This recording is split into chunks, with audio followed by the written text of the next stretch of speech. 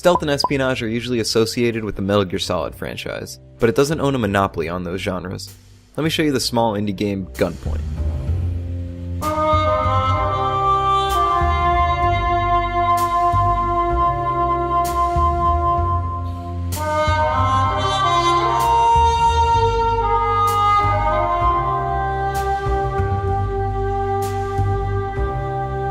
The most important thing about Gunpoint is that it has a solid mechanic and builds the whole experience around that foundation. That mechanic being the hacking system. And I like this mechanic so much because it's remarkably easy to understand. Link one device to another to cause an effect. And that effect can be any number of things, like summoning an elevator, opening a door, overloading an electrical socket, list goes on.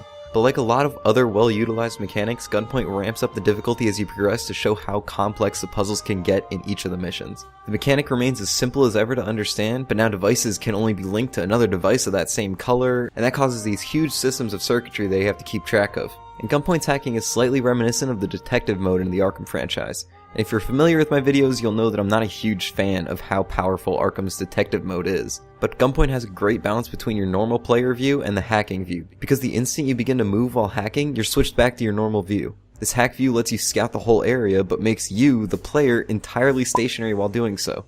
Before you get the luxury of becoming an omniscient demigod in this game, you have to be sure that you're in a safe location, because the vision mode leaves you incredibly vulnerable since one shot from a guard kills you.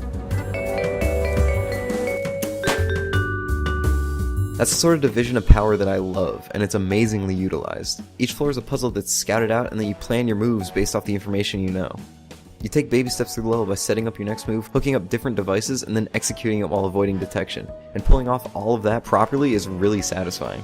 But where the different devices change the hacking view's options, the guards change how you move through the standard view of the game. And thanks to some solid variety among the guards, the difficulty for both view modes increases simultaneously.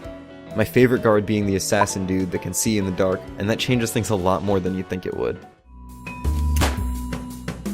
But there's also a guard that can't be taken down because he's got what look like hockey pads on, and then there's the regular guys that are easy to take out but still quick to spot you. It's also great how the diversity of the puzzles hide the similarities between the setups of each mission. Receive a message, accept the mission, infiltrate the building. And your objective is always get to this point, then get out. But it all feels fresh because of the increasing difficulty of the puzzles. And the story is a fun, albeit a little under-realized accent for the phenomenal gameplay. I love the idea of being a freelance spy, detective, thief, face puncher, and your responses to clients give a nice range of emotion and playful wit both before and after the mission. And deeper into the game, you're even given the option to admit to clients that you're working with their competitor, or even deleted footage that proves someone's innocence. Unfortunately, the different dialogue trees don't impact the overall storyline too much. All answers seem to lead the story to the same place. It's a fun ride regardless, but I don't like what seems like an illusion of choice that a lot of the dialogue options present. Like this, for example. All three of these dialogue options lead to the same result of the data being gone. But it is nice how self-aware the story is of how convoluted it can seem if you're just rolling through the game without paying too much attention. And Gunpoint has a very friendly upgrade system that allows you to sell back all upgrades you purchased at any time for the same price you bought it at. But really all that matters is kicking doors into people. But these upgrades really complement the difficulty of the missions. The deeper you get into the game, the more options you'll have to handle a situation, like silently breaking through glass or landing from any height without making a sound. But even with all these upgrades, it gets really difficult to have a non-violent, no-witness run of these levels towards the end. And that's a good thing. Getting caught and killing guards should have weight to it, and it does due to the post-mission report card that your client sends you, which shows just how satisfactory you were. And the conclusion of the game recaps the whole experience really well by having you write a blog post that gets posted to your secret blog and shows you how many guards you injured and killed, as well as summarizing your feelings for the whole experience. While there's nothing gameplay-wise that this changes, having a visual representation, even in this silly blog form, that reflects your experience is great and really creative.